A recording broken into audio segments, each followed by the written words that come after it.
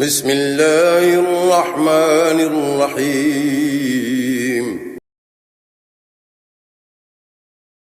Number 2 سورۃ البقرہ آیت number 160۔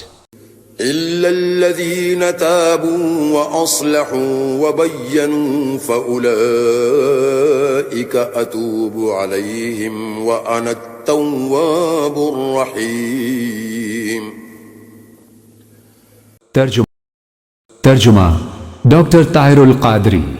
مگر جو لوگ توبہ کر لیں اور اپنی اصلاح کر لیں اور حق کو ظاہر کر دیں تو میں بھی انہیں معاف فرما دوں گا، اور میں بڑا ہی توبہ قبول کرنے والا مہربان ہوں۔ Except for those who repent and correct themselves and make evident what they concealed, those I will accept their repentance, and I am the accepting of repentance, the merciful.